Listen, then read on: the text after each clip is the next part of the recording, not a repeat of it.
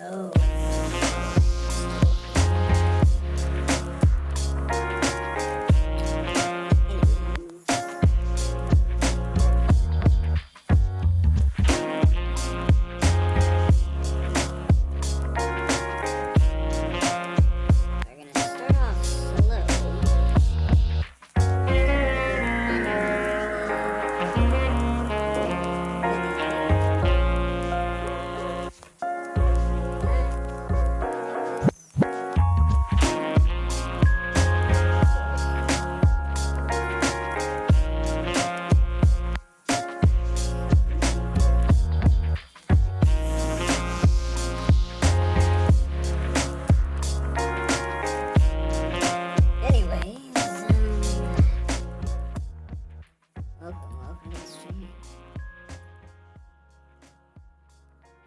Pleasure.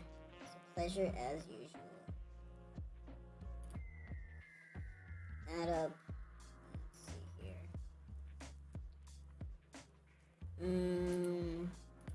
Oh, wait.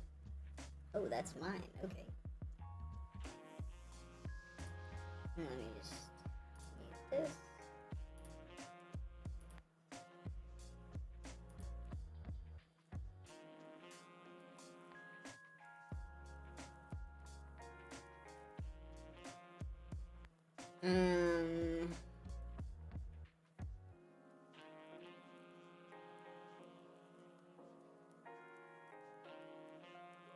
Okay, so you've seen that one. We're gonna be watching a few videos today. And this one. Oh, we might have seen that one. Damn it. Shit. I don't think I've seen this one. I've seen the topic before, but I haven't seen that video specifically. Then we're gonna go over to you sons of bitches. That's not what I wanted.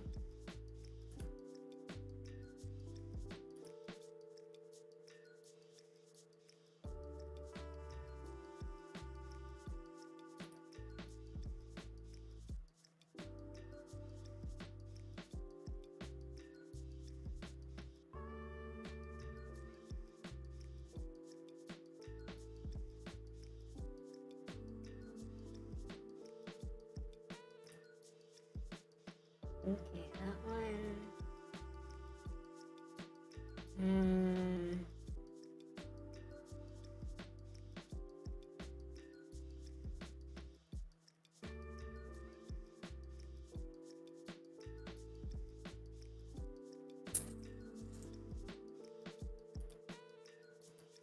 Come on.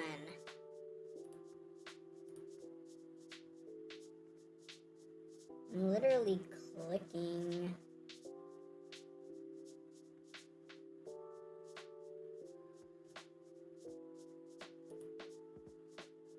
Let's see here. Let's see. I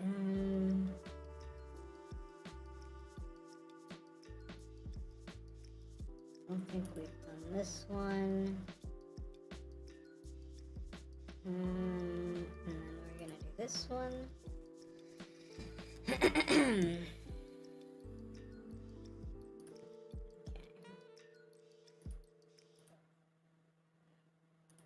get rid of this. Move this to there. This can go over here.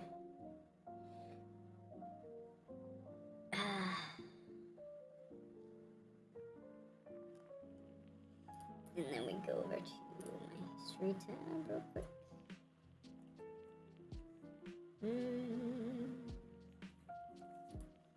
That one there.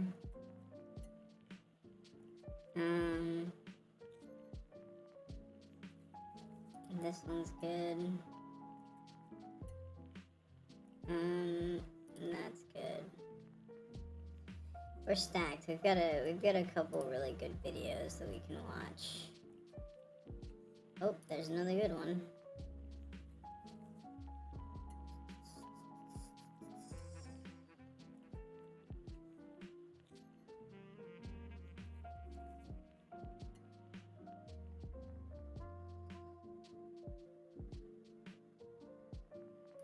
Okay. We got about 10 videos lined up. Not sure we're gonna get through them all, but we got about 10 videos. So, put this one further down.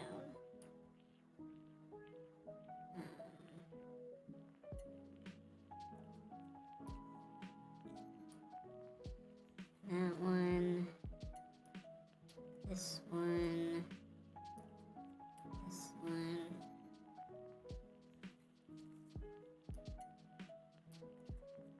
No, no, no, no, no, no.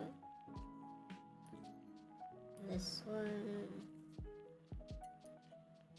This one. Ooh.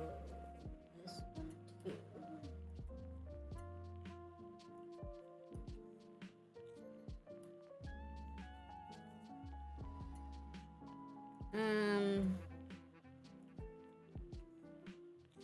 Alright.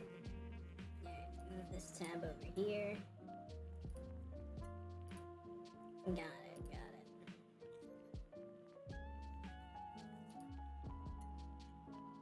it. Okay. I'm going to put my dishes in the sink, and then we're going to start our little stream here, so I'll be right back.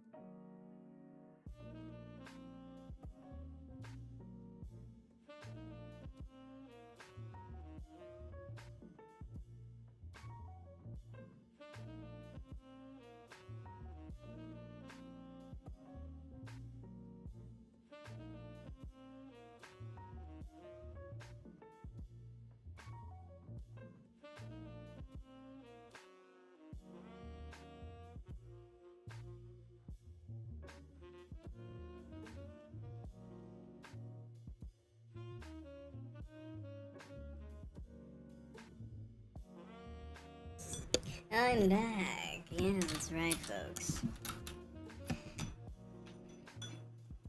Oh. Oh boy, we got a piping hot cup of tea. It's so nice. It's so nice to have you here.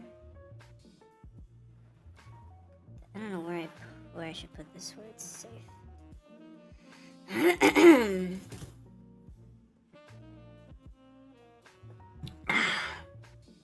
All right.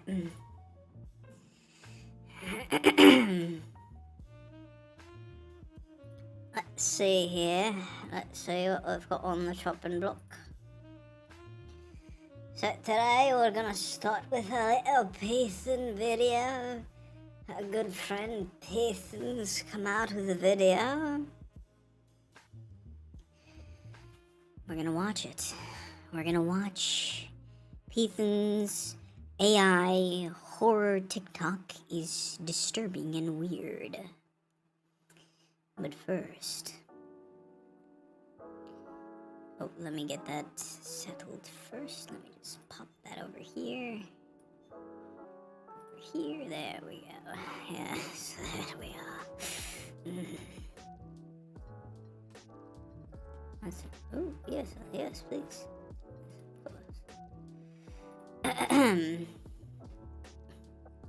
Okay. First things first. Where's that sucker? Where's that little sucker? Where is it? Where the fuck is it? Is it this? That it is. That it is.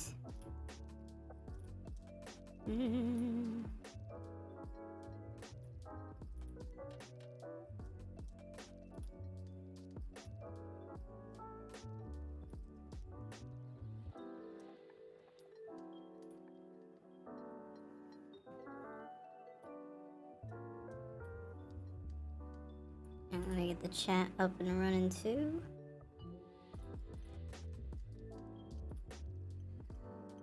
Get that chat up here. That's the one. That it is. Alright. Chat's up. Questions up. Now we're just gonna put the video. I might have to move some things around, but we're gonna put the little video.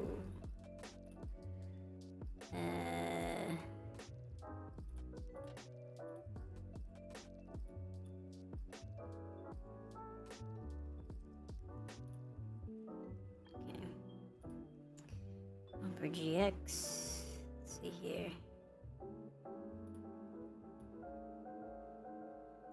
What is this?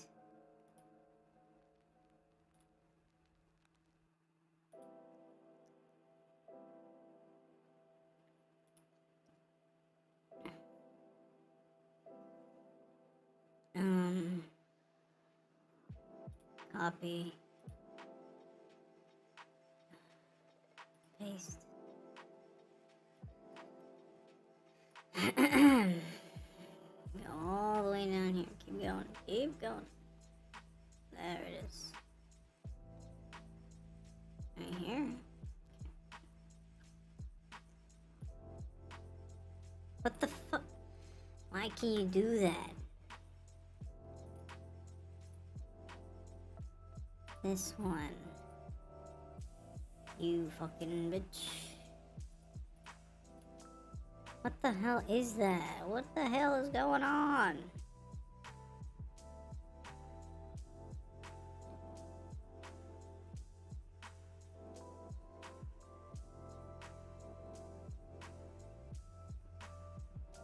Okay, yeah, whatever. Whatever. Fuck. Okay, whatever, fine.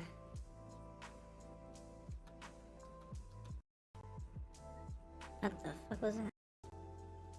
The fuck is happening?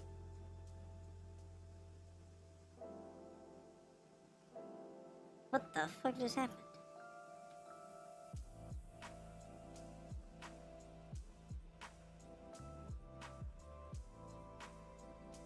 What did I do? Wait.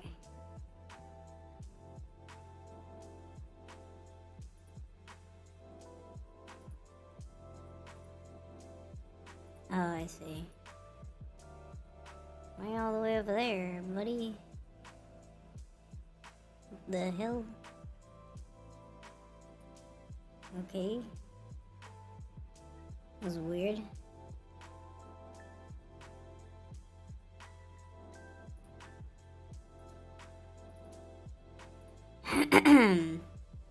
This one, I guess.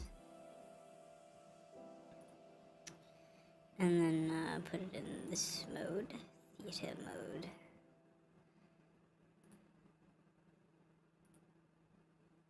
Alright. Beautiful. Absolutely beautiful. See what I mean? What is happening? I'm trying to like make it bigger, but it's fucking being stupid.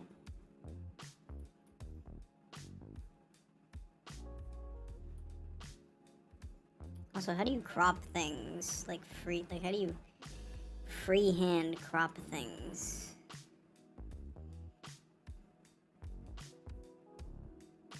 Properties, no.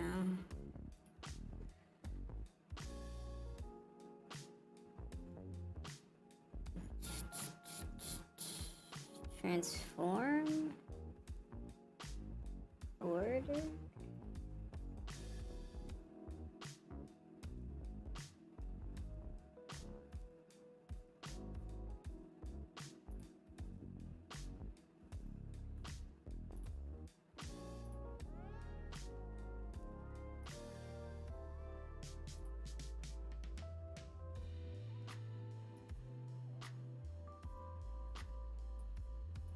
Oh my goodness.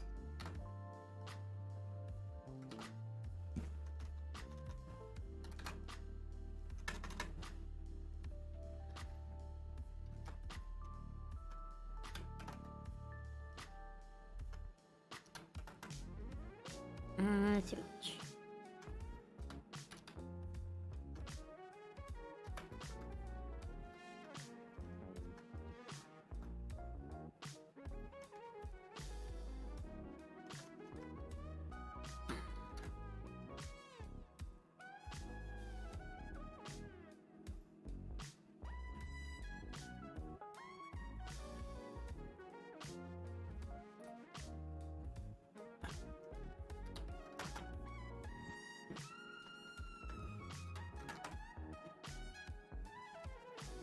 Okay.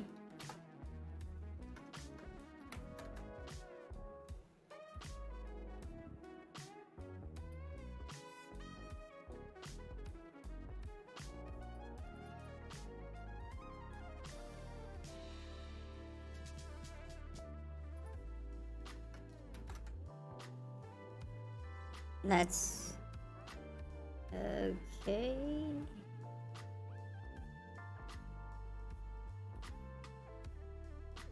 Cool. Alright. It's better than nothing. Change the characters here. Remove this, remove that.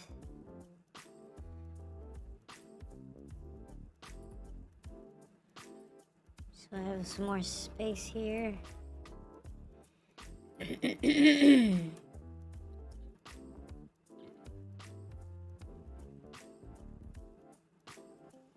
difficult to determine placement. Sorry about this. We will get to this eventually. I'm just trying to make sure everything fits on screen.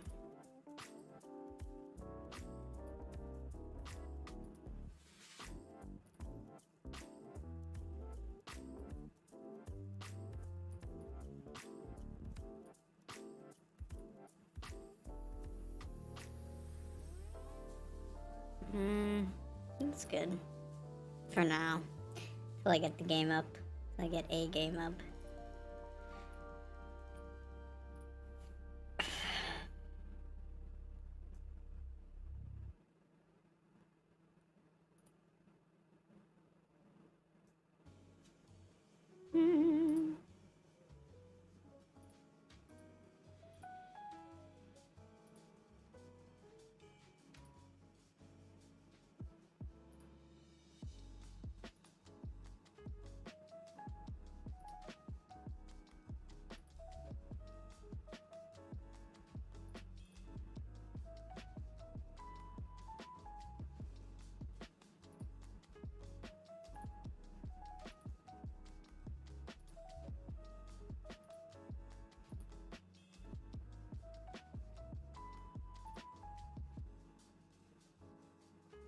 Okay, alright.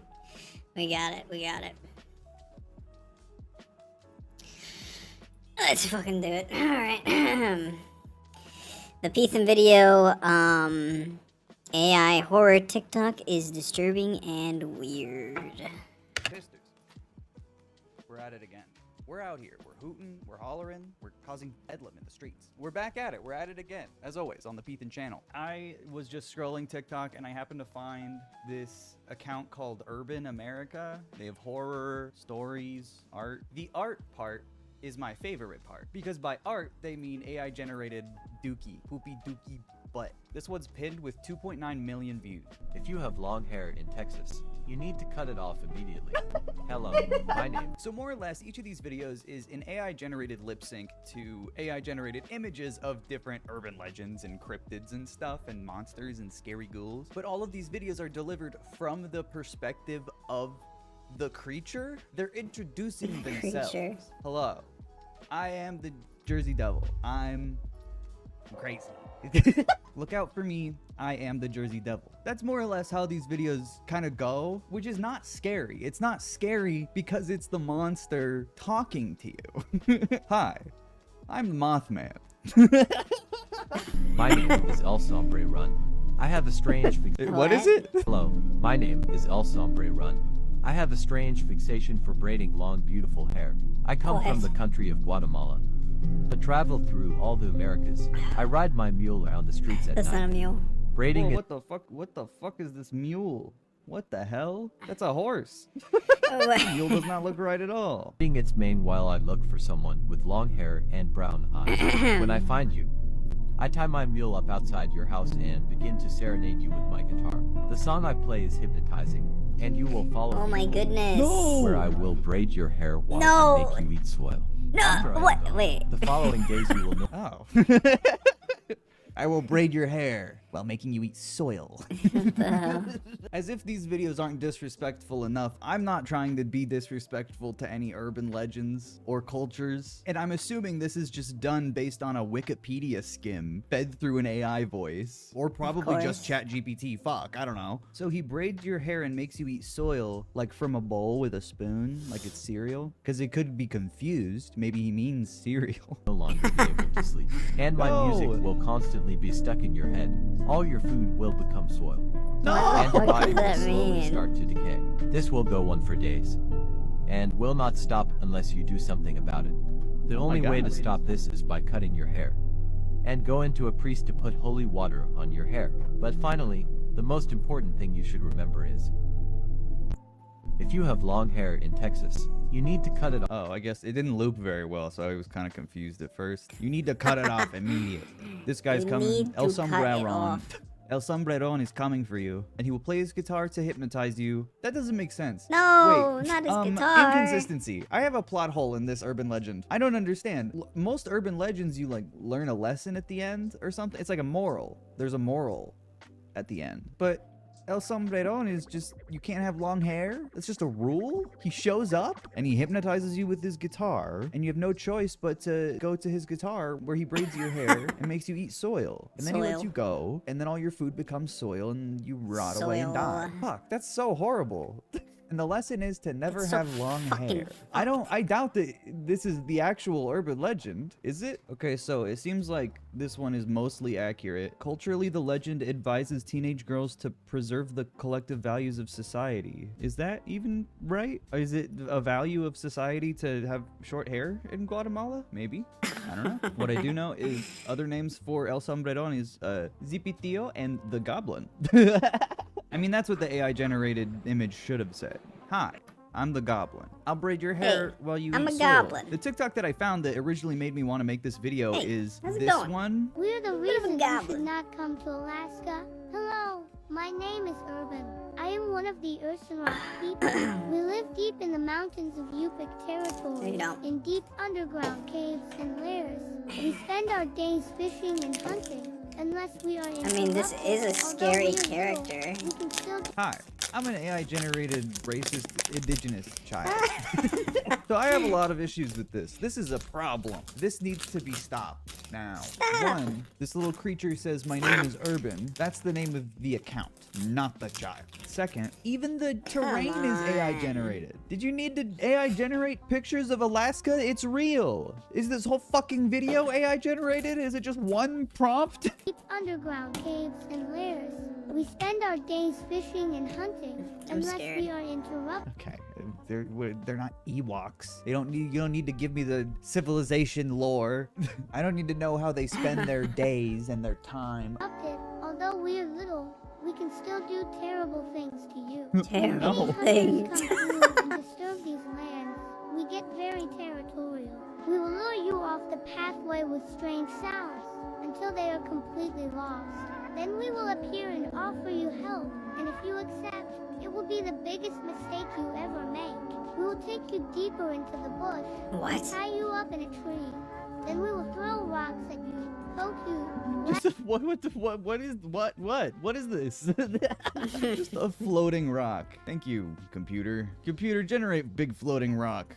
poke you, laugh at you, and leave you to the wild wolves and bears to return you to Mother Nature. So What if the you're fuck? ever in Yupik territory, be respectful and do not disturb our lands.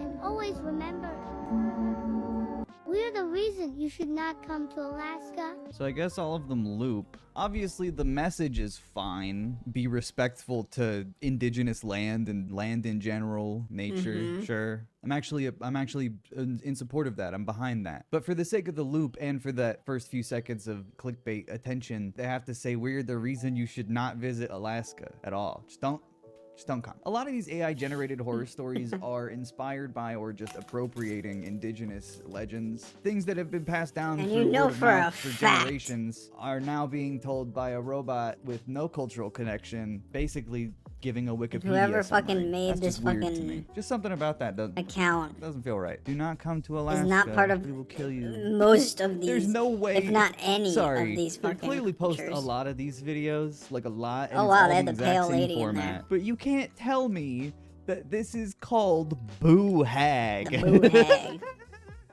Boo Hag? Hi, I'm the scary lady. I am the reason every single person in South Carolina locks all their doors and windows. Hello, I am a boo hag. During the day, I look just like anyone else, wandering the streets of South Carolina. Oh no. But my purpose is to find a target and follow them home. Then I wait till the Find a target, follow them home. It's like Yeah. a fucking stealth mission. It's so lazy. It's so lazy. I really hate looking at it. It's really like, ugh. It's so uncanny. I hated looking at the other video of it. But it's so uncanny to just see like just their lips and then maybe their head swivels a little, but not in like a normal way. You know, because when your head swivels, it's like followed by your chin. But when the head swivels in like AI, it's like the entire top of the head is moving, and the chin just kind of stays in place for the most part. It's really fucking weird. I don't like anything about AI generated images. I just don't like them. They just look weird. No. sun goes down and go back to my target's area and take off my skin. Then I search around the house for even a tiny open crack to get inside. Once I find one, I'll search through the house until I find my target's bedroom where they are sleeping. I climb on top of them and pin them down. What is I that? start sucking the breath out of you. If you scream, I will instantly unalive you and you will become one of us. So If you considerate. scream, I will instantly unalive you. Thank you, Boohag, for censoring yourself for the TikTok algorithm. That's really nice of you. Now that I know it's from South Carolina, I feel like I can't say it anymore. Is it racist? The witches among slaves were supposed to have been persons who worked with them every day and were called old hags or jack-lanterns. Well, I'm gonna stop saying it now, and I'm gonna click off of this video. The Smurfs' origin. Papa Smurf is actually the devil. Hello. The difference in quality between the voice That's and... just a creepypasta. You can't, Urban America, you can't just fucking take creepypastas and then put AI generated images in front of them. Also, this is not what a Smurf looks like. What is the house the Smurf is in? I don't know, they look human sized. In a human house, but they've got Smurf proportions. This is terrifying. Also, this is a creepypasta because this came out around the time where, like, oh, Ed, Ed and Eddie's all the kids are in purgatory, or fucking what's it called? Curse the Cowardly Dog is fucking he's trapped in hell or some shit, or fucking. What's another one? SpongeBob SquarePants. Everybody's it's the 7 deadly sins, you know. And then they came out with this of like, oh, Papa Smurf is the devil because he wears red, which makes no sense because his skin is blue. It's just a character design choice. His skin is blue, and his fucking clothes are red. To, like, contrast each other, because every other Smurf wears white. So, like, Papa Smurf is, like, he's the oldest, so he wears a different color to contrast. It's like, it's a metaphor, you know, it's a fucking... Come on! What the fuck? I don't like the proportions of this fucking weird-ass fucking... I don't like that. The visuals, because the visuals are like fucking 4K, Mega HD, quadruple diffusion, stable AI, Mega Drive. I don't give a darn. But the audio is like fucking... Hello, I am Papa Smurf and I am the devil. Hello, I am a Smurf. Oh, why does it sound And like did that? you know Gargamel was based on a real person? In the 12th century, he was born in Spain into a family too poor to raise a child. So they left him in a basket in front of a convent church. He was raised to be a priest, but over the years, all the men who lived in the church with him passed away. Gargamel was depressed, so he got his cat and named it Ariel, which means fallen angel. The Smurfs are actually based on the They even 7 say deadly Azrael. sins. Think about it. Think Greedy about it. Smurf represents greed. Greedy Ready Smurf? represents envy and pride. Lazy Smurf is slow. What None the- of these that- are Smurfs. That's not a Smurf. What the fuck is that? I don't remember there being a lazy Smurf. Who's Oh, Greedy The power of Smurf? AI is mesmerizing. Look at this one-to-one recreation. It's exactly the same. It is him. Smurf is slow.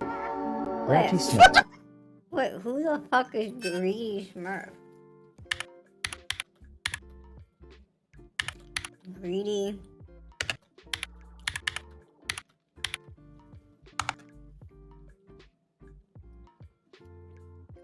There's actually a Greedy Smurf. That's crazy. I thought this was just the chef. Oh no, this is the one that eats all the time. Wouldn't that be Gluttony?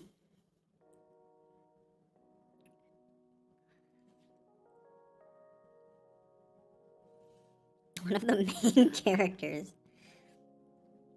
They fucking changed Greedy's hat from the show to the fucking... Not even wearing his iconic bib. Where's his bib? Where's his hat? He just looks generally hungry. Oh, now he has his bib. He has his bib in that picture.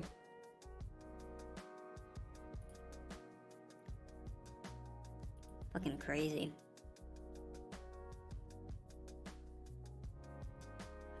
Yeah, look. Yeah, this is the one that, like, always eats. Wouldn't it be Gluttony? Also, this one's also a chef. That's why he's greedy, because he can't stop making food.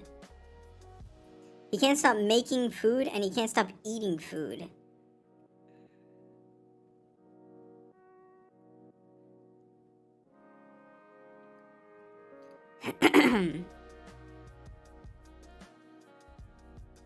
The most boring fucking character. Smurfs is so boring. A boring fucking show. Slow? Come on! It's so interesting that people that are super into these AI programs and making AI garbage love to act as if there's any ability to fine-tune or change anything about the final product. AI as a tool is perfectly valid in a lot of instances, but on its own, it doesn't make anything real. And something currently AI isn't really able to do is make changes within context of an already generated image. If you wanted to make this look anything like what it's supposed to look like, you would have to, like, you know, say, take off his fucking loafers. Computer, take out his feet. Take his toes out, computer. Take his little blue toes out. Is wrath. Sweets represents gluttony. And Smurfette is lust. Okay, well... That's just from the movie. This is a scene from the original Smurf movie. Where it's making fun of Marilyn Monroe's picture. Also, Smurfette as lust? Interesting fucking idea there, buddy. This is just Smurfette from the movie, but the guy fucking painted her eyes in black. Because again, this is a fucking creepypasta. Why are they black? Why don't they have like blood coming out? Like blood dripping from the eyes. Little red dot in the center. Oh. Maybe not for everyone.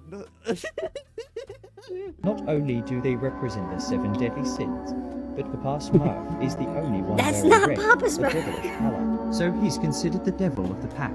The Smurfs The are trying devil to of bring the evil pack. to humanity. And He's wearing red, a devilish color. What the fuck is this? Did you know that Stewie Ew, Griffin from Family Guy is ew. based off my true and tragic story? No! Ew. No! AI makes everything real. Family Guy is real. Willy Wonka is real. Phineas and Ferb is based on a real story. No. The true story of Shrek. No. This is insane. I'm Stu James, from 1950s Rhode Island. Stu I was born James. into a middle-class family with a stay-at-home mom and a fat man. She's real. However, one day, my parents freaked out when they heard a voice in the house. Brian? At first, they called a priest to perform a cleansing of the house, believing the they were baby. ghosts. It was- However, months later, the voice began again. This time it was coming from my room. My father discovered that the voices Okay, this were doesn't actually mine, explain why the and that I baby could has a somehow British talk from an accent. early age. No way. My parents were afraid and had me tested, only to learn that I had the highest IQ What the ever fuck? recorded. At first, they were happy, but soon became distant from me. In an attempt to win their love, I would create incredible inventions, and even taught the family dog how to talk. This only freaked out my parents more, causing Oh, them to give me did up you for see her adoption. mouth? Now I sit in a foster home, with my What? That's not the loneliness same growing. prompt. Soon my loneliness turned into anger and the need for revenge. I'm now plotting my return to get revenge on those What who is attacked me. that? Godspeed, Stewie Griffin. Oh my god. I changed my mind. I love AI. What the hell?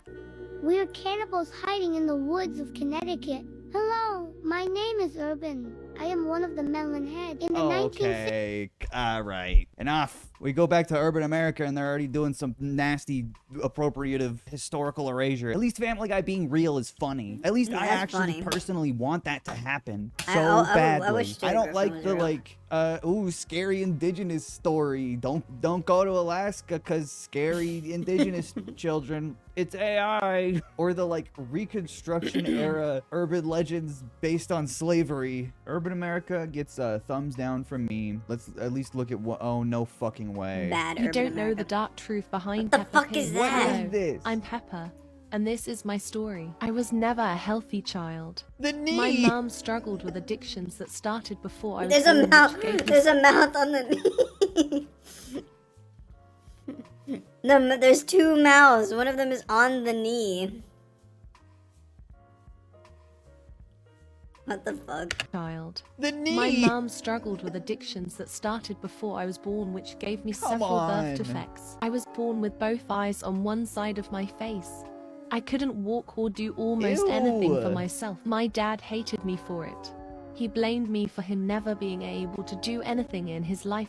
This is so fucked up. What is this? There's am I so looking at? much. Something that I find particularly obnoxious about AI as my closing point is that AI takes up space. These videos are taking up space in people's minds, in their hearts. Servers on TikTok, but require no resources to actually make. This is a spam email evolved into a talking image. And there's something about that that really bothers me. In my opinion, I don't think AI product like this should be able to be monetized at all. I think stuff like this threatens to oversaturate the entire internet in every possible sector, and suddenly non-creative people can make money that creative people need. I think AI content should be super obviously like labeled. I don't know. It feels like it should be on its own section of the internet for a lot of reasons, but mainly just because it's annoying and it's awful and my For You page is fucked and Google Images is fucked. I'm tired of AI already. Anyway, like and subscribe or I'll tie your hair in knots and make you eat soil. Special shout out to all my channel members if you'd like to.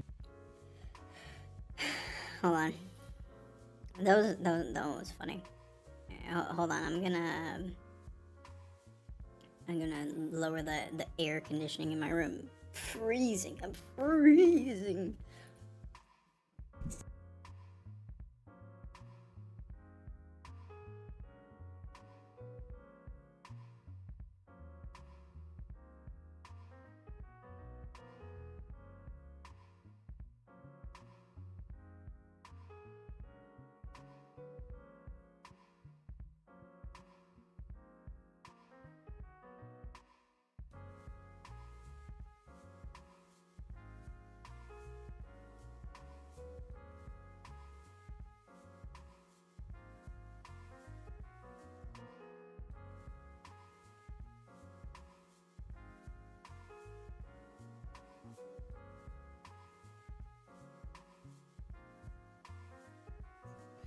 Alright. On to the next. Bitch! You son of a bitch! I got one of the, I got a curtain rod. And it only came with a one curtain, like, rod holder for some reason. I don't know why. I feel like it should have come with two. Anyways, I didn't even need the holder because it was a tension rod. So I'm just using the little rod holder as like the perfect shape for my headphones. And I Velcro taped it to the table with those little Velcro pads or whatever. I mean, I can move this like over here. I put it in two spots, so I can actually just move this over here whenever I'm not. Whenever I don't need my headphones. Anyways, back to this. Next video is Sad Beige Moms of TikTok by Funky Frog Bait. Classic video. Sad beige moms are Oh my goodness. So loud.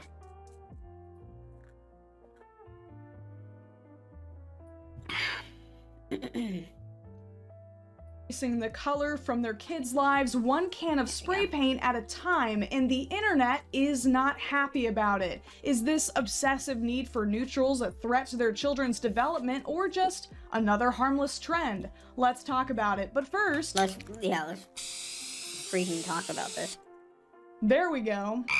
Multiple TikToks have gone viral over the past few months of color-sensitive mothers spray painting their children's toys to better match their beige aesthetic. These posts typically receive quite a lot of criticism, and the most recent video to invoke the ire of the internet was this woman who decided that her toddler's toy Christmas tree was a little too festive. Go ahead and call me crazy or a sad beige mom for what I'm about to do. Today I'm giving this step 2, my first Christmas tree, a total makeover. Look at her Christmas tree. This should be straight up, we should stop anyone that picks up a can of spray paint, of beige spray paint. This woman is actively putting her children in danger for her aesthetic. It's an aesthetic. She's putting her kids in danger. Leaning into my inner Pinterest mom with the vision to neutralize the tree. No, but look at her tree. Look at her tree. What is on that tree? Are those lights? Are those little white balls? I don't know. It looks like fake snow. No ornaments. No, or in a wicker basket. Why? Why? Oh, look here in the background. She's got a blue vase. That's not beige.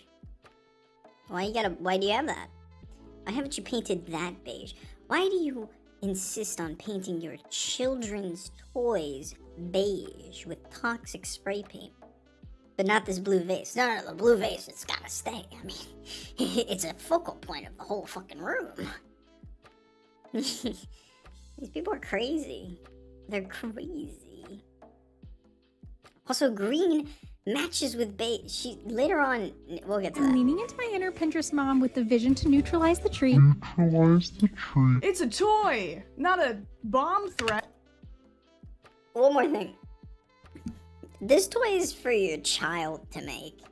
Now, alright, maybe your child doesn't have the capacity or the fucking dexterity skills to make the tree. It's supposed to be built by your kid. You know how, like, it's like a whole laborious task to get your tree into the house so that you can decorate it with ornaments? That's the experience that this toy company's trying. And she's setting it up just to spray paint it, to have it set up for her child, rather than letting the child play with the toy. Because that's not, they don't care about that. No. They don't want the kids to play with the toys. They want the toys to look like she owns them. Because she spent the money on them. Might as well look like it's hers. That's the fucked up part. That's the thing you just don't understand. Why does it need to be neutralized? You can see how this mom is already on the defensive. She knows the keyboard warriors are going to man their battle stations the moment they see this, but literally, she posted it anyways. I can already hear you thinking that I'm gonna ruin my toddler's Christmas by painting. Look at what she's doing with her life. There's not a child in miles from here. And she's setting up a... She literally played with the toy train.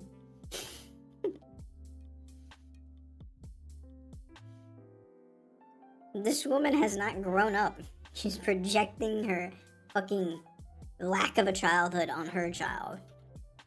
Look. Posted it anyways. Look. I can already hear you thinking that I'm gonna ruin my She plays with the train. Yes, I suppose you could say, oh, she was putting it in the right spot. It looks like she was playing with it. Because the spot she put it in is not the spot that it cuts to. It moved back. This is a kid's toy. Why is she worried about the aesthetics of the kid's toy? It's not even that bad. The base is already beige. Why do you need... What? Father's Christmas by painting over these colors. Let's be real. Also, those are lights in the background on the tree.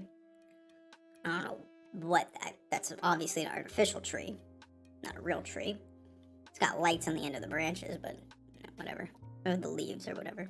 Her favorite toys are brown cardboard boxes and clear plastic water bottles, so I really think that she's a neutral girly at heart. Your toddler isn't a neutral girly. Kids are just little goblins who like to play with trash. I originally wanted to paint the body of the tree a brown, but then I realized, you know what, I want my tree to look a little bit alive. So here I am painting an already green tree another shade of green. You're telling me that we narrowly missed a far worse timeline where this woman painted her kid's Christmas tree brown. Here's how the DIY ornaments turned out, guys. Honestly, I love them. They are definitely giving organic modern vibes. I know I'd be feeling the Christmas spirit. I love them. They are definitely giving organic Wait, can we just look at the spray Here's how the paint DIY job on this? Look at this ornaments shit. turned out, guys. Honestly, I love them. They are definitely... Look at, what is that?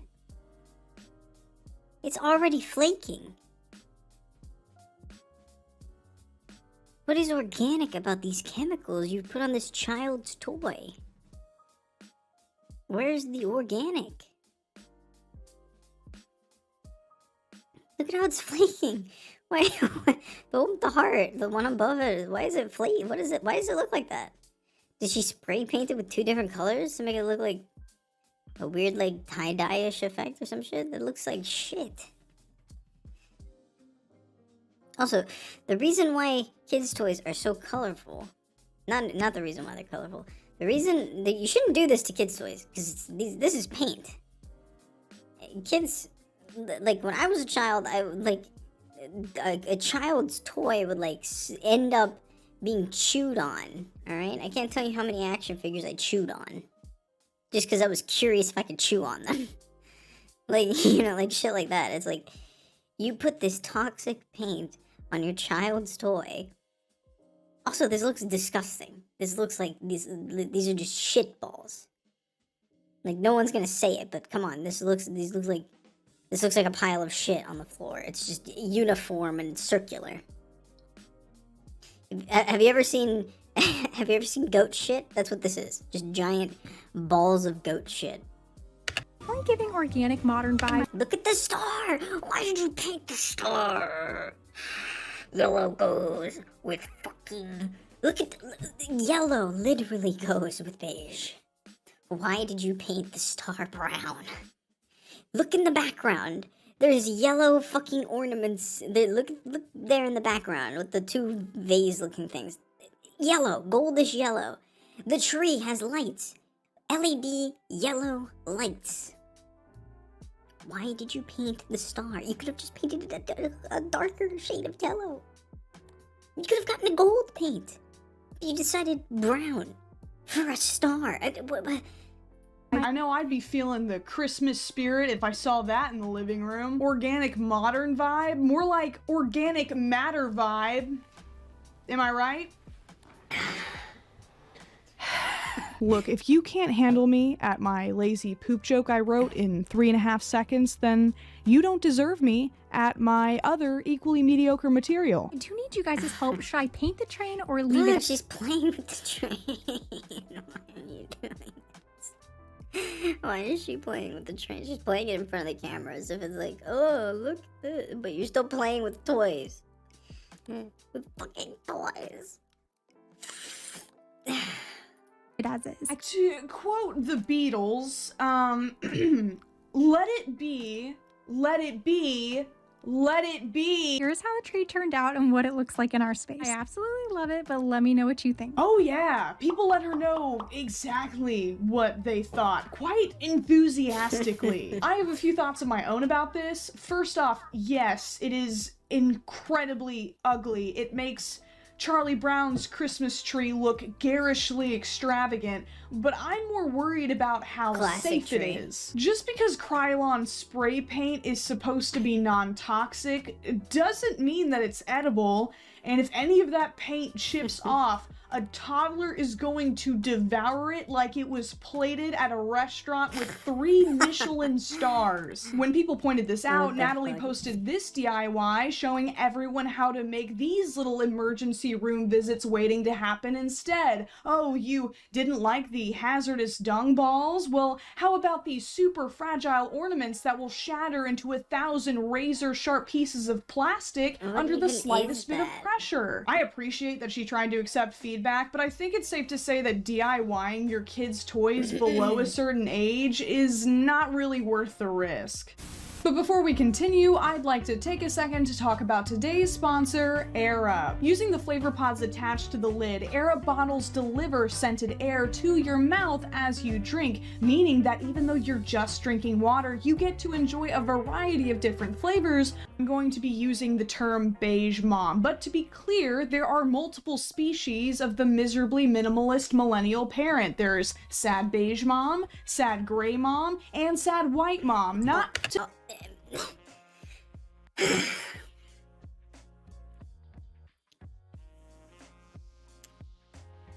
Have you ever heard of color theory? Okay. Most colors have contrasting colors, okay? The human brain loves to see contrasting colors. Doesn't mean that they go well together. We just love it.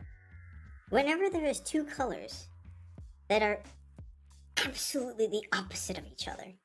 Our brains light up. When you are a maximalist, sad beige mom or sad gray mom or what have you, and you literally turn entire rooms into one color, you're going to drive yourself crazy because that's horrible for your mental health. Your brain literally needs multiple colors. Okay, it needs it. It needs the visual stimuli of seeing multiple different colors together. Because that's how nature is. Look at nature. Animals come in a variety of different colors. And they're dispersed throughout nature. Color is crucial to human survival in ancient times. Some plants, it is crucial to your survival to determine what plant colors are, what fruit colors are, why they are the way that they are, because, and fruits haven't always been the same color. Fucking bananas used to be berries. Alright? And now they're yellow. They're yellow. They're fluorescent yellow and ginormous.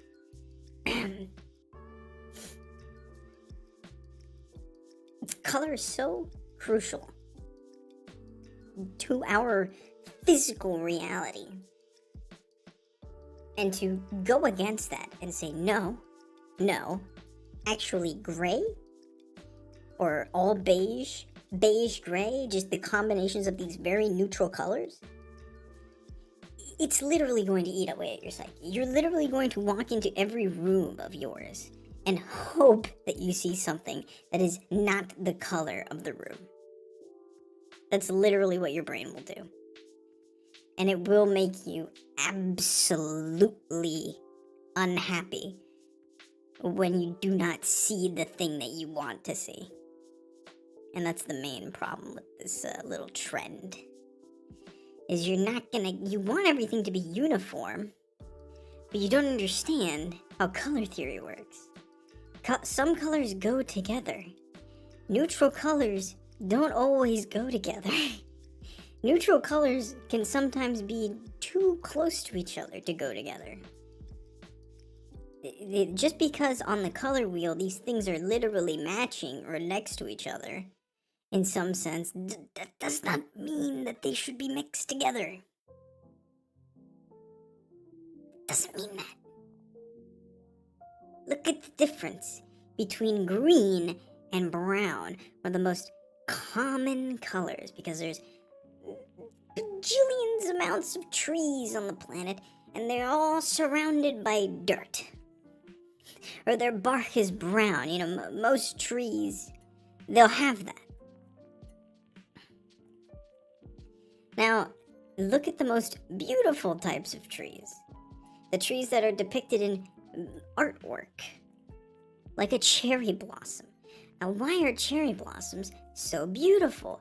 Because the contrast between a greenish, brownish environment versus a bright pink is so pleasing to the human brain that we just have to say, this is art. This is nature has created an art. Don't make your rooms completely one color. It's bad for your brain, okay?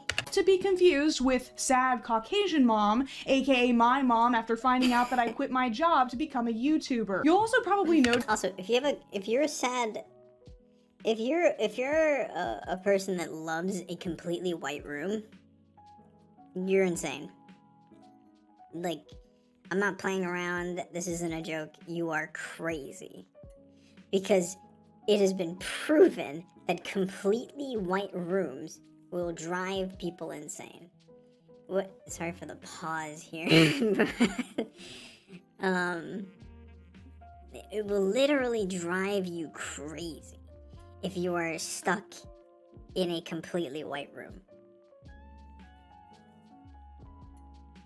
Notice that women are going to be featured pretty much exclusively in this video, and that's just because they're the ones posting the content. Both parents have a degree of responsibility for cultivating a colorless environment in their home. At this point, I do need to admit my bias, not the K-pop kind, because I am a maximalist to my core. I am never happier than when I am surrounded by a colorful trove of knickknacks, antiques, and well over 20 thingamabobs. And that's the thing about these people, is that they're still taking influence of maximalism, where like there's just a ton of like decorations everywhere. The house is meant to be decorated and full of stuff. They still do that, but they remove the color from things, and that's where you kind of have to draw the line. If we look at other cultures that do this similar concept, where there is less to look at in a room, it is not because everything looks the same or is the same color. It is because there is nothing in the room. So it is the opposite of what these people are doing. They are putting tons of things in the room, but then removing all color from those things. So I find this trend of minimalism to be absolutely hideous, but I'm going to try really hard to keep an open mind for the rest of this video. That is dystopian. That's the episode of SpongeBob where Squidward goes into the future and it's just chrome and everything is chrome. Like, what is this? This is so... What even is this thing in the middle? I've never seen this contraption before. It spins?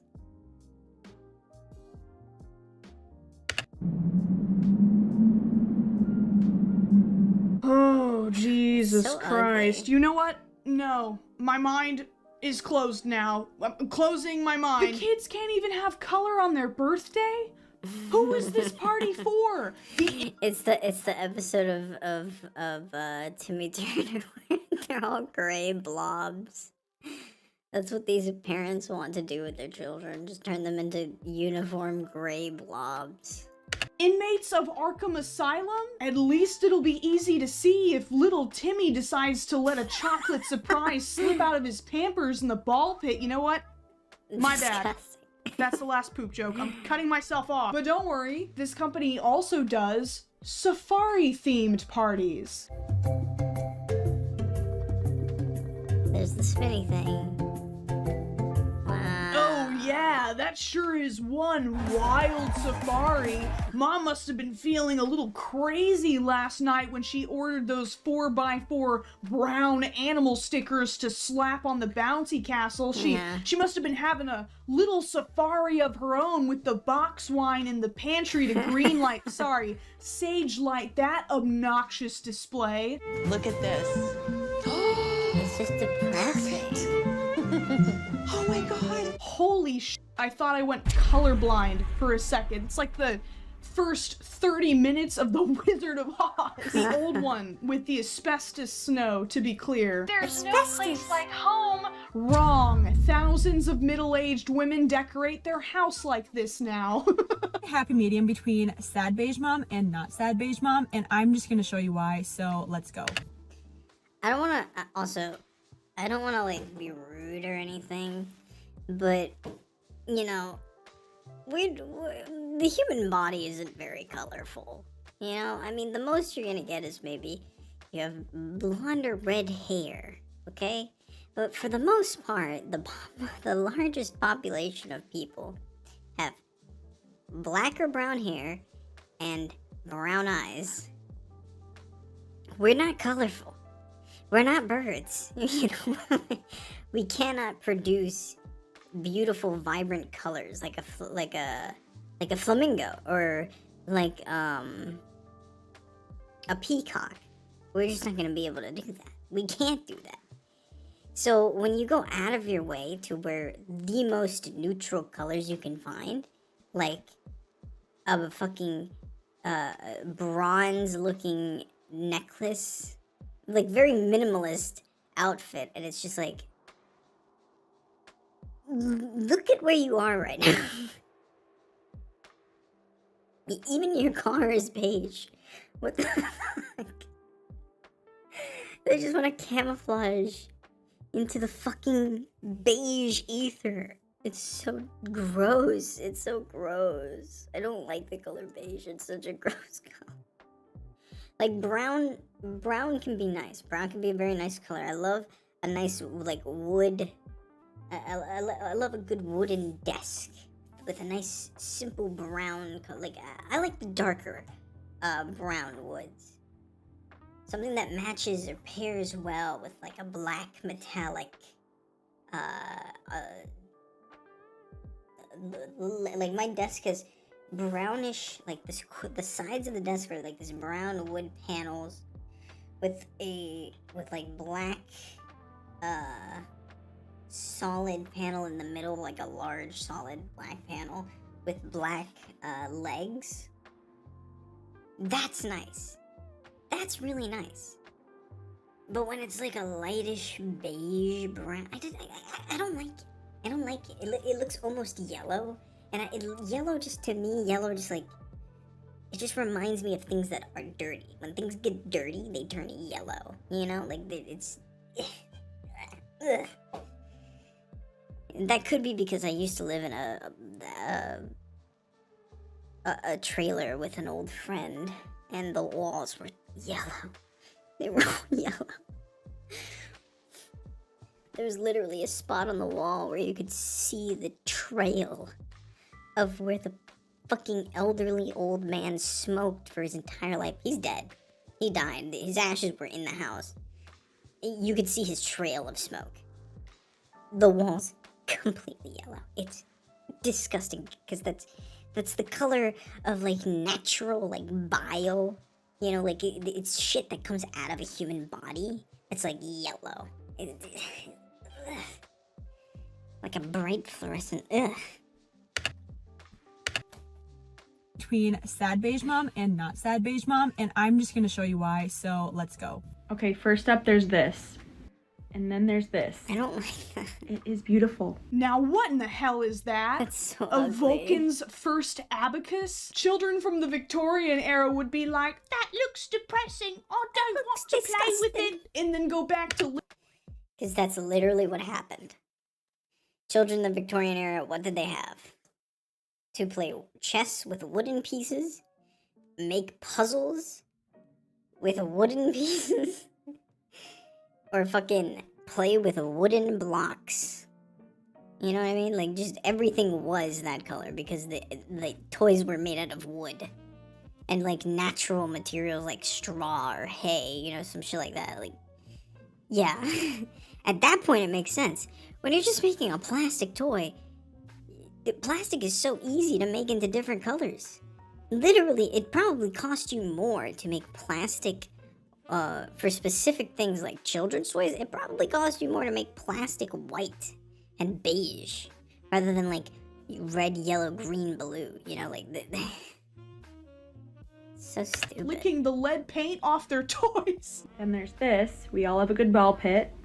And then there's this. Yeah, so no, weird. the light blue toy covered with the happy, smiling faces of animal friends is... All these toys would instantly, you would know when they're dirty. Your kid goes out, like they're playing like soccer or like football or some shit. They're playing catch or something with their friends, like frisbees or something. They're gonna come back.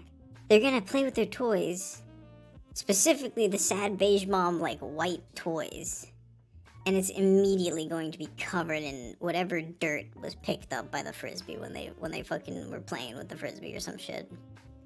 Cause that happened to me, you know, like you play like soccer or something, you play like basketball, and the ball picks up dirt, and then the dirt gets on your hand, and then you go touch something, and it's immediately dirty, you know, cause you're fucking like this happens just to anybody that plays like a sport.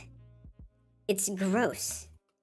So don't like buy like even like specifically for children. Do not buy a white ball pit, because they're gonna be covered in dirt, and then the ball pit is just they're gonna get pink eye. That's how you get pink eye. That's how it happens.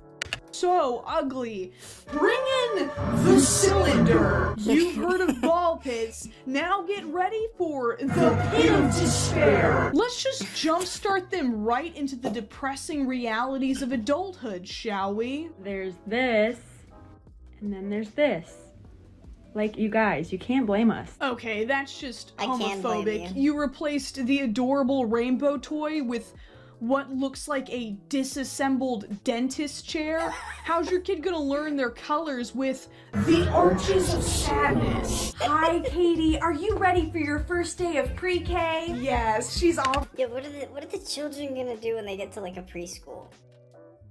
Literally, every preschool completely filled to the brim with the most colorful shit. Because that's how the brain develops. It's a good thing. These parents are fucking crazy.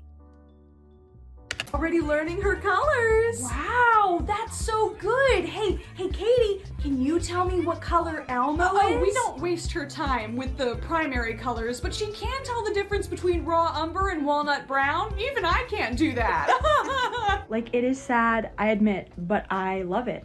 It is not an eyesore in our house. Like, you gotta understand, like, why we are at least partial sad beige as moms. You have a certain style that you like, and that's fine. Having bad taste doesn't necessarily qualify as child abuse, but your house can't be a Pinterest board and still be a home. Your kids aren't renting their rooms, it's their house too, and they shouldn't be made to feel like their colorful toys are a hideous invasion of the space. Now obviously there's a scale to this. Not all beige moms are created equal. This is a pretty sad brown playroom, but you can see the spots of color poking out here and there.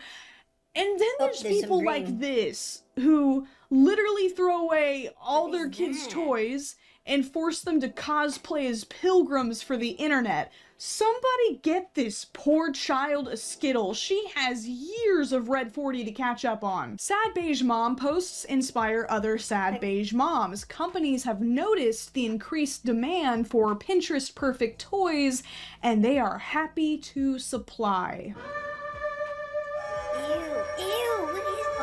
Prudence, chastity. You may select one wicked implement, but no more than that, lest the devil overshadow your heart with a sin of covetousness. Yes, Papa. They are colorless, lest you forget how colorless the world be without the grace of our Lord Father God. Amen. There is an entire beige economy with endless amounts of retailers offering desaturated toys at discounted prices. Whoa. Okay.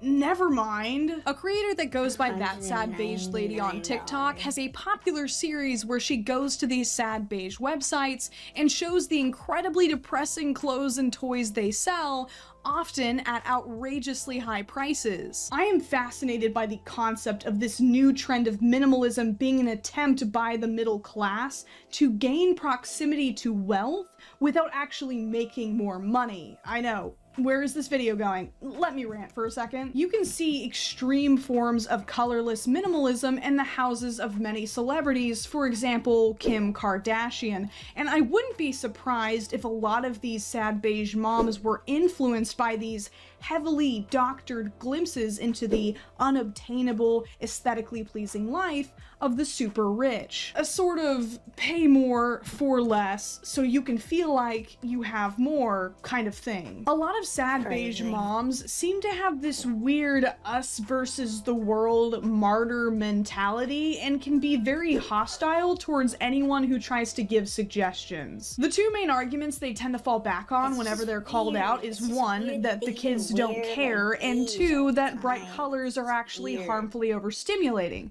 But what do the experts say? I was able to find a really great article written by Nehul Agarwal that summarized the findings of pediatricians and psychologists on this Like an issue. orange, The article states that green. colors are very important for early cognitive and visual development. Having a lot of colors in an environment for babies to learn and recognize is Black also and really white. good for Yeah, white language is and just a nice color. emotional When you pair with development. black, The it's article did nice. actually address concerns about overstimulation, citing a Don't wear study from beige all the 2016 that did indicate that too colorful of a play area could be disruptive.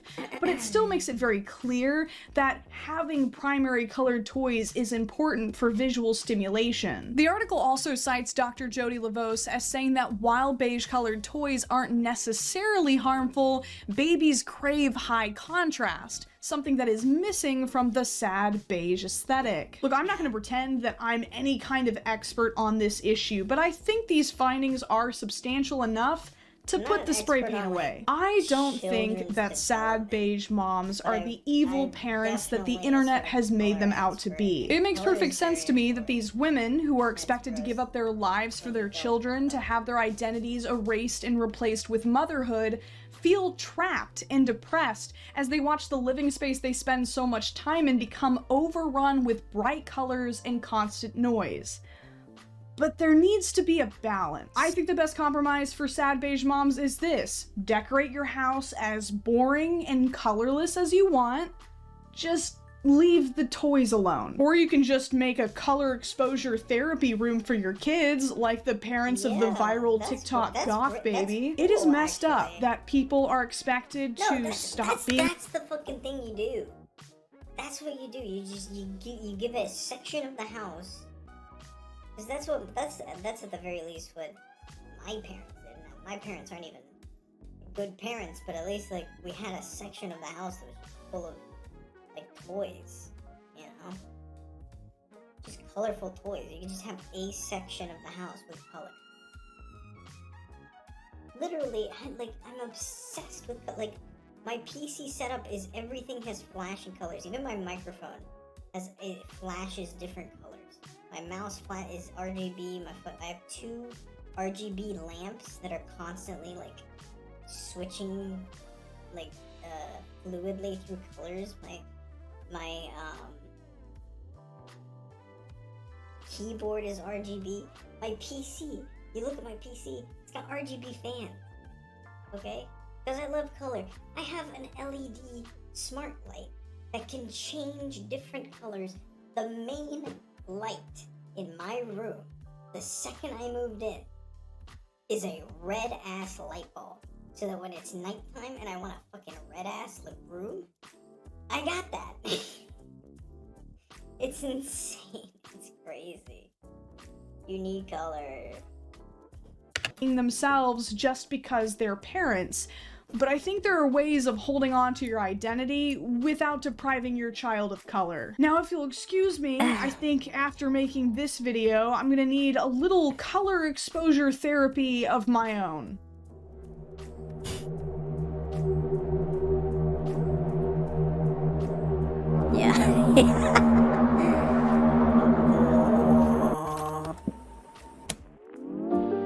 Insanity.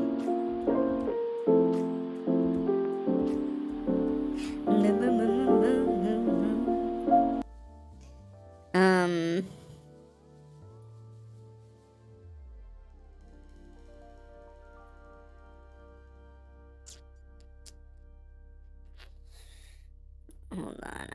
I wanna play a video game. I just don't know which one I should play. Let's play for now. I mean, I think tomorrow I'm probably gonna play like a story-driven game because it's been a while. So for now,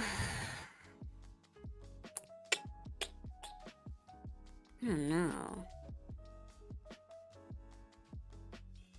I've got like Assassin's Creed Odyssey that I was playing a couple days ago.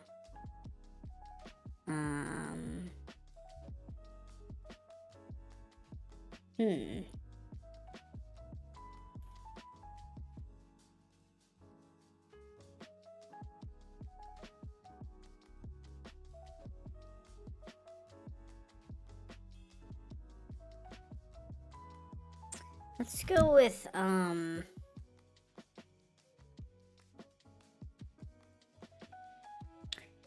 go with Void Bastards and just have some fun.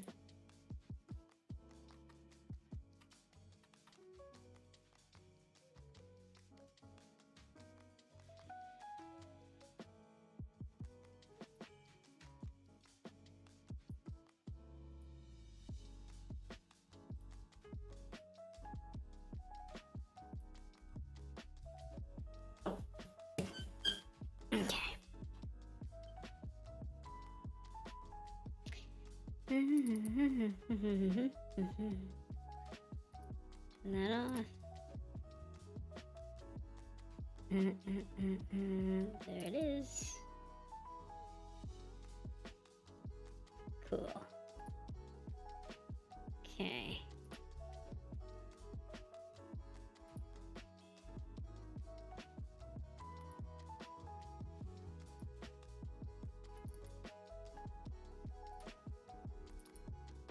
Okay.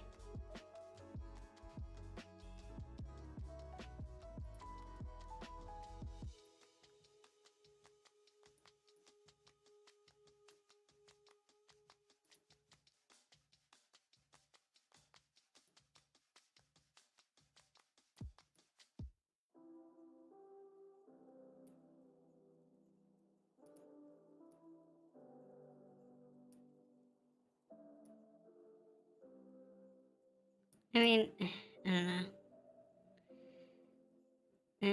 Let's just do this. Oh shit.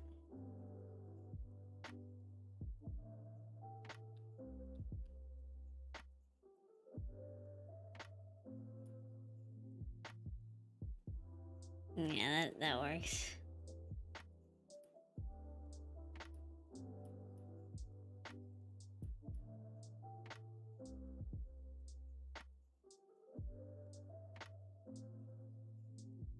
I mean,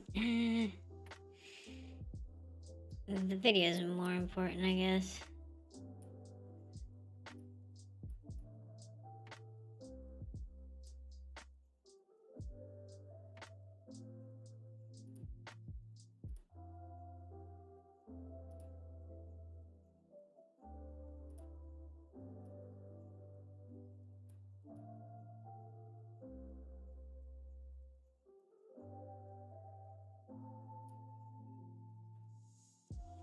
Okay.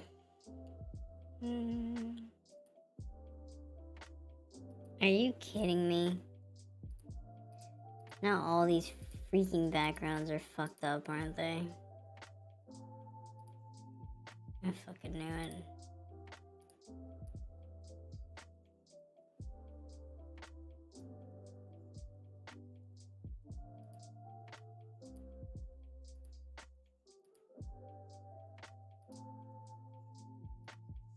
Oh my goodness.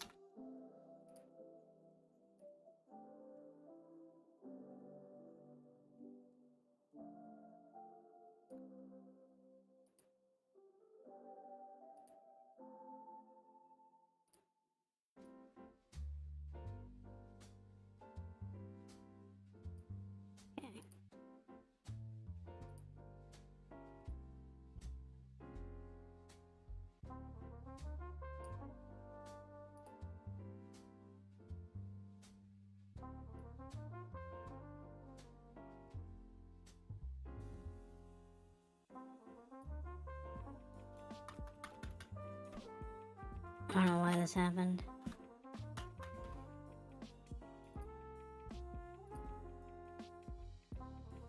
You stupid.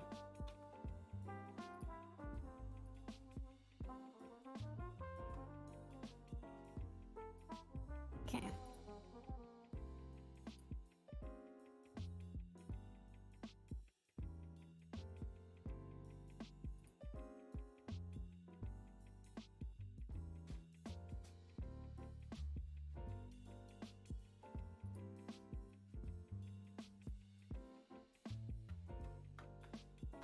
Yeah.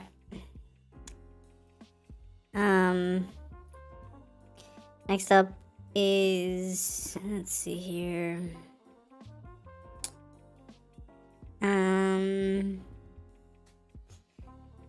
Terrifying public access TV shows by Funky Frog. Hi, Callie. Well, hi there, Froggy. Callie, did you know that? Callie, who is that? Oh, those are the Watchers. The Watchers? Yes, they watch us.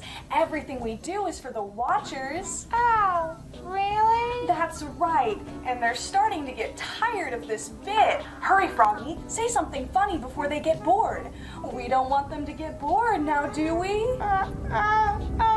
Hurry, Froggy, before they click away. Before the internet, boring, ordinary people like you and me used to do things like have brunch with the gals, go to concerts, and have troubling political opinions without it being documented publicly for the entire world to see. I know, crazy, right? Electronic screens were dominated by established celebrities, professionals, and the very lucky/unlucky. But there was still one place where anyone could broadcast pretty much whatever they wanted, for better or for worse. Public access TV. As you might expect, the content aired by these channels open for public use on a first-come, first-served basis was usually incredibly low budget, and at times, kind of terrifying. What record survives of these shows gives us an unfiltered look at the creative process of people that would have otherwise probably never made it to television, on what was essentially the great-great-grandfather of video sharing platforms like YouTube. Over the years, previously lost episodes and clips of strange public access TV shows have resurfaced and circulated online. The corrupted footage, cheap practical effects, and muffled audio have made these shows the subject of many a creepy video essay, and further investigation into their origins sometimes reveals surprisingly wholesome context or even more disturbing detail. Today, we're going to go through some of these shows, starting with the comedically bizarre and counting down to the criminally evil.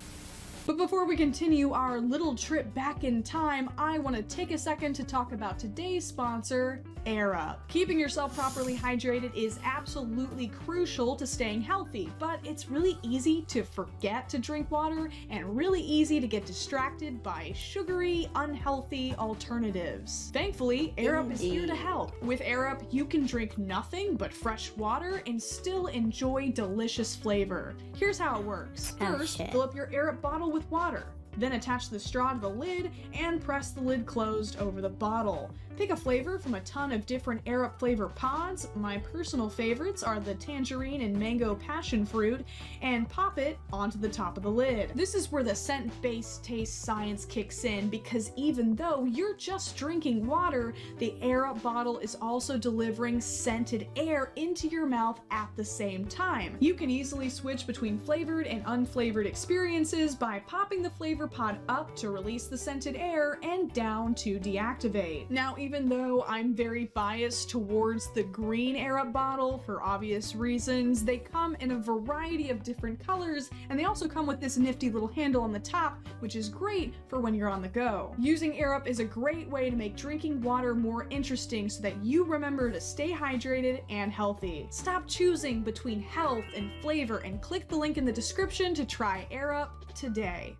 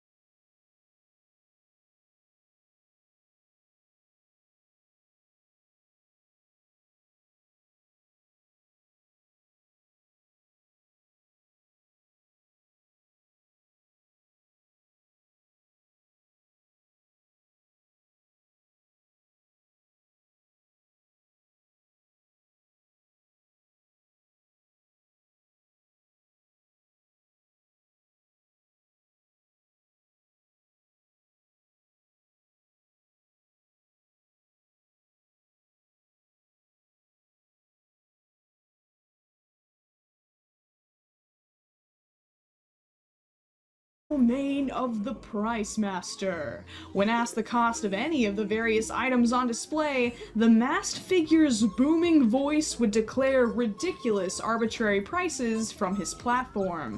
14,000.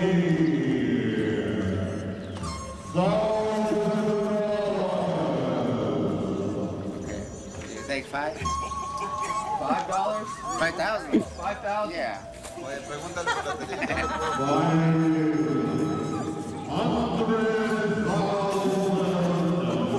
AKA, in my highly biased recovering theater kid opinion, the peak of comedy. The Price Master was a performance art piece put together by a group of art students and creatives as a critique of the vacuous nature of capitalism, a reversal of roles inspired by film crew member Rick Perry's experience with pushy, judgmental shoppers who had visited his friend's garage sale. According to him, only one item was ever sold at the Price Master's garage sale: a dollar bill priced at 50 cents. Half off. What a steal. Despite the creepy costume and atmosphere, the garage sale visitors seemed to have enjoyed themselves, laughing each time the mighty Price Master lifted his arms and dramatically assigned increasingly expensive price tags. Unfortunately, Nathan Austin, who both designed and played the role of the Price Master, has since passed away, but his amazing comedic timing and creativity continue to live on as the video enjoys popularity no longer on public access, but in its new home on the internet. If you're interested in learning more, I'd highly recommend the interview I have linked in the description with Rick Perry, who continues to work on projects with the incredibly talented cast and crew of Dimension 20. Survival is another example of a public access show with imagery that, when taken out of context, seems like nightmare fuel. But don't let the flashing, ominous footage or freaky costumes fool you. It actually seems like Survival was a very charming, funny show, and its dry humor starts with the disclaimer that plays at the beginning of the only clip of it that has, well, survived. Reminder, the program you are watching is a satire and is not to be taken seriously. If you are taking it seriously, don't. Based on the comments I get every single day, I feel like I should put this disclaimer at the beginning of all of my videos. Survival was an apocalypse survival comedy show filmed in Winnipeg, Canada that aired between 1985 and 1987. Hosted by the screeching doomsday prepper Trevor, played by Greg Klimke, the show warns the audience to prepare for an event called the Cataclysm, a total social collapse that feels just as imminent in 2023 as it did during the Cold War era. Trevor is joined by other characters in hilarious post-apocalyptic headgear, including concerned citizen Stan, played by screenwriter and director Guy Maddin. It's clear from watching the show just how much fun the creators had making it, and you can hear muffled laughter as they talk about freeze-dried food stockpiles and denounce popular comic book series as disgusting, pro-mutant government propaganda. It's disgusting. I mean, there's a whole comic book dedicated to mutants. Kids are reading this and they want to be mutants. Can you believe that? Disgusting! Conglomerates condoning mutanism. Unfortunately, the entire catalog of Survival episodes was destroyed when the channel provider was bought out by a larger company, and there's only 10 minutes of footage from the entire show that still exists. Because what's the destruction of countless hours of creative work when corporate profits are on the line? Seriously, the apocalypse cannot come fast enough. Let the earth be bathed in the fiery judgment of 1,000 stars, and man drink endlessly from the cup of fish. Sister Who Presents is the type of show that would have probably traumatized me as a child if I had woken up to it in the dead of night after falling asleep on the couch, but the context of the show and the character played by Reverend Denver Navarre are surprisingly heartwarming for those open-minded enough to take a closer look. Sister Who Presents aired on public access in Denver, Colorado from 1992 to 1994. Yes, the guy's first name and the place where he filmed it are the same. I did notice that. And each episode opens with a strange series of unrelated clips and existential questions. During these episodes, the character Sister Who, or her full name, Sister Who Does She Think She Is, tackles complex spiritual and cultural topics such as the personal journey of transgender individuals, the role of religion in correctional facilities, and the conflict between autistic behaviors and societal expectations. Unlike other public access shows that have been lost to time and corporate greed, Denver has preserved 652 episodes of Sister Who Presents on his personal YouTube channel, which I will have linked down below. I was really disappointed to see that most creators who have covered Sister Who kind of just wrote her off as a creepy nun, because the purpose of the show is to create a non-judgmental space of spiritual growth for marginalized people. Denver wears the nun costume because he actually founded a chapter of the well-known organization Sisters of Perpetual Indulgence, though this chapter later split off due to disagreements with the California Order. As a gay autistic man, Denver created the character of Sister Who to inspire others to be the best version of themselves, regardless of circumstances or beliefs, and on his website describes his spiritual role as that of a sacred clown. His website is full of interesting stories and links, including a custom Sister Who tarot deck, which took every last ounce of self-control for me to not immediately impulse buy. Denver himself seems like a genuinely kind individual, patiently answering every single comment left underneath his YouTube videos. Based on the replies underneath his most recent video, it seems like Denver is suffering some unspecified neurological issues that are preventing him from making more content, so from one less sacred clown to another, I wish Sister Who a speedy recovery. So, sweetie, I completely lost my train of thought, and I don't mean choo-choo Charlie. Staring out of the screen with lifeless printed eyes, faces covered with brightly colored masks, husband and wife duo Gus and Emma Slischke were the hosts of Unwind with the Sweeties, a public access show which aired in Los Angeles from 1990 to 1991. On a colorful set littered with random trinkets and baubles, the Sweeties entertained their audience with meandering conversation, random bursts of singing, and surreal comedy that you could easily imagine being featured on Adult Swim today. There's a very organic and improvisational feel to the way the couple interact with each other, almost as if they are constantly trying to one-up each other in weirdness as each episode progresses. The uncomfortable humor of the show, paired with the bright, cheery colors, creates a very unsettling atmosphere that makes for a very entertaining watch, where you're never quite sure what's going to happen next. After over a decade of radio silence, the creators seem to have randomly resurrected Unwind with the Sweeties on the internet, with frequent uploads to newly revived YouTube, Facebook, and Instagram accounts. If you're an insufferable hipster like I am, who likes to brag about watching things that no one else has ever heard of, I highly recommend you give it a try, and perhaps enjoy a succulent, perfectly legal in the state that I reside in, gummy from your local corner gas station to really appreciate the experience. Sweetie, I gotta tell you something. I've never seen you look so bad in my life. A young teen named Saul is getting bullied at school. Tormented by his classmates, he begs his parents to move so he can change schools. But his dad has a good job and the family has bills to pay, so the parents tell their son not to worry and that the bullying would stop soon. Spiraling into despair, Saul begins to listen to alternative music and self-harm, leading his parents to set him up with his own public access TV show, hoping this would be a healthy outlet for their son. In the only surviving footage, Saul steps into a dim room bathed in red light, awkwardly stumbling through morbid poems and strange card tricks for anyone unlucky enough to be tuning in. A scary story, right? Well, it was completely made up by some asshole named Ross Walensky on Cracked.com who really hates goths, fat women, and writes at the level of a 4th grader. While this random public access fanfiction was considered to be the true origins of the mysterious minute-and-a-half clip known only as Goth Public Access for years,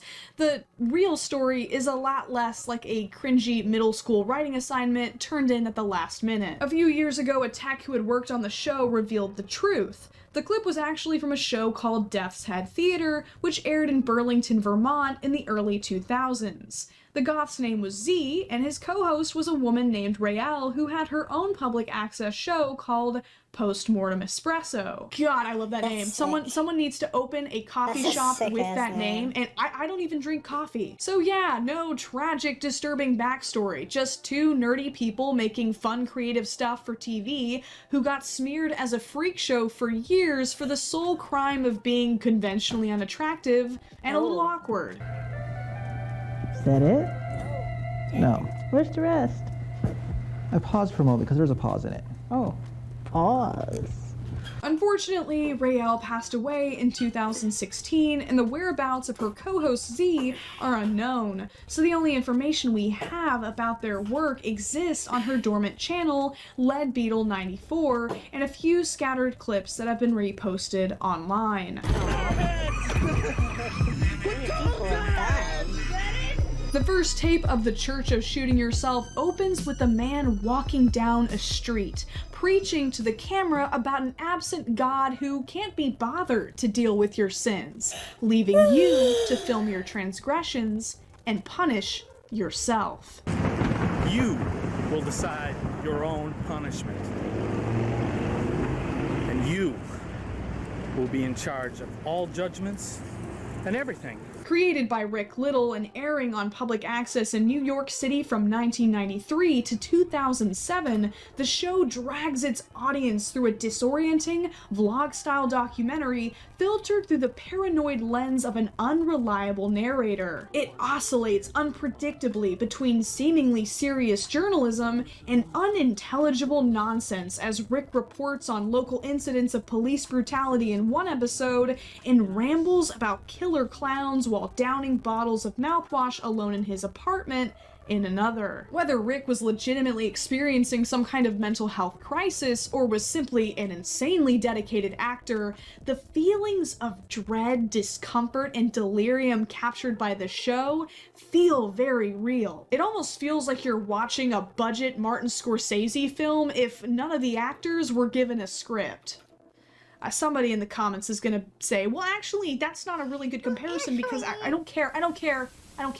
I've worked on the script for days, I don't care. Episodes of the show can be found on what appears to be Rick's actual YouTube channel that has the description, "The space aliens from outer space have devious ways of splitting my brain into parts to gentrify my soul, but they will not fool me because I have television with me all the time. I will survive by shooting myself." This channel now seems to be dedicated to acoustic blues covers of popular songs, which, good for Rick. He is God and he is sitting tonight on the right hand of Satan! Believe it or not! A quaint little family, all dressed in pastels, gathers around the television in Tucson, Arizona to watch their favorite Christian programming on Channel 49, only to be greeted by the red-painted face of Satan himself, slinging slurs and ranting about minorities. The Great Satan at Large aired for one episode on public access in 1991 before causing a local uproar and quickly being canceled. In front of a backdrop of flashing explicit material, Satan, played by raging alcoholic Lou Perfido, screamed and swore surrounded by costumed creeps. Now, you might be wondering after this description why on earth the Great Satan at Large would be so far down this list. After all, these activities seem hardly more scary than those of your average Wojak posting, blue check toting alt-right troll. The reason is the same as why the creator faced 6 felony exploitation and obscenity charges, which were later reduced to 3 years probation and a 6-month jail term. Alright, so I'm gonna try to tiptoe carefully around YouTube's monetization policy here. Let's just say that Lou and his gaggle of henchmen invited an underdressed and underaged girl onto the show to simulate certain acts with much older men that are super illegal for someone under 18 to do. I'll let you connect the dots. This criminal act completely changes the context of this elaborate television prank from something vaguely edgy and ridiculous to truly sinister and disgusting. Along with the mindless racism, homophobia, and sexism, Lou's treatment of this girl taints whatever messages about freedom from oppressive evangelical restrictions that he may have been trying to deliver with his show, which, as someone who has personally cosplayed on this channel as the Dark Lord downstairs to battle intolerance, I found incredibly disappointing. This type of disruption could have been a really meaningful work of countercultural art, but instead it's about as meaningful as that one uncle you see maybe once a year who pre-games Thanksgiving and complains every time there's an interracial couple during a Super Bowl commercial. Lou's eventual death was about as gruesome as his show, as he died in 2006 from a flesh-eating bacterial infection, pneumonia, and high blood pressure. May he roast in flames.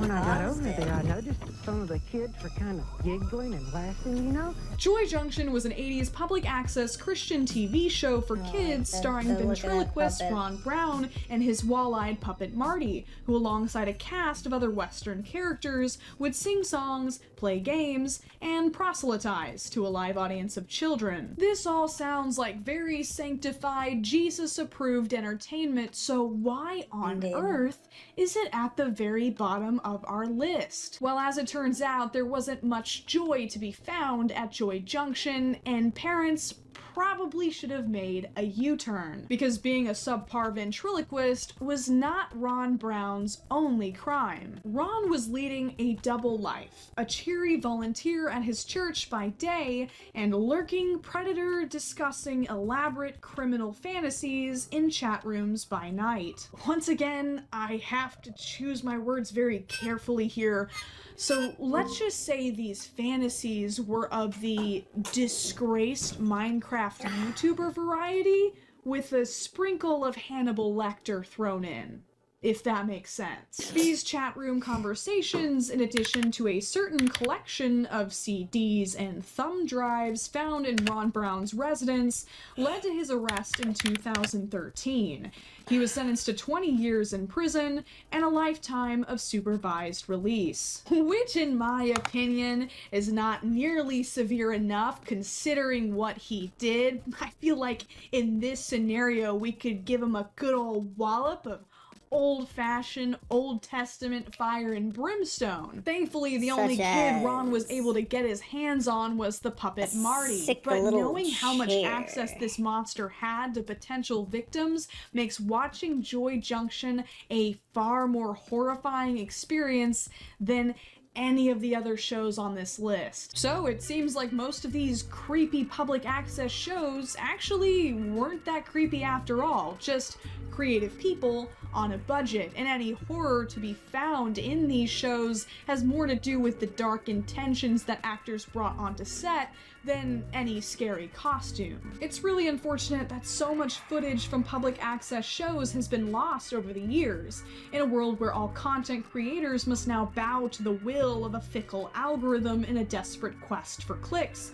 It's refreshing to see people creating weird content just for the sake of creating, or traumatizing their communities. If you have any memories from weird public access shows from your childhood, please let me know in the comments down below, and me and Froggy will see you all later. Bye-bye!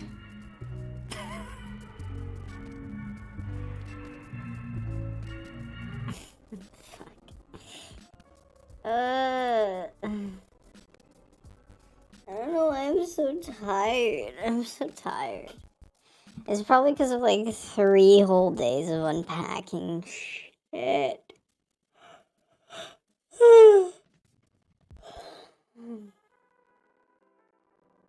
I'm so sleepy.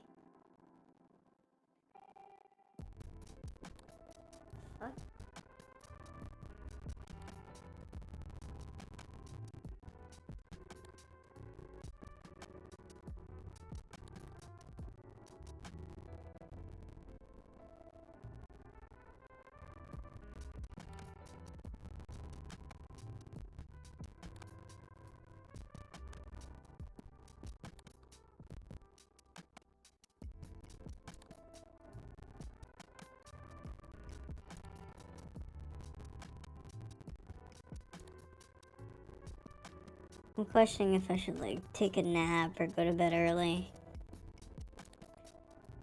I don't know. I don't have work tomorrow, so it doesn't matter, I guess. Oh, I was gonna... I forgot about that. Damn. Let me check something real quick.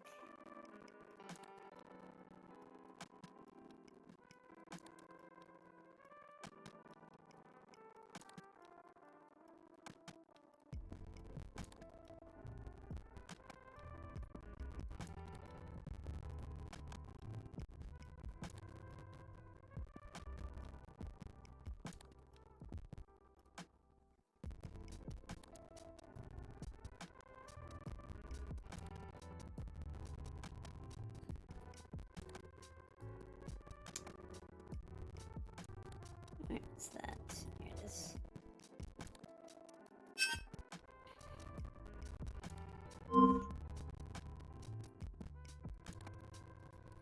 I'll be right back. Just give me a second.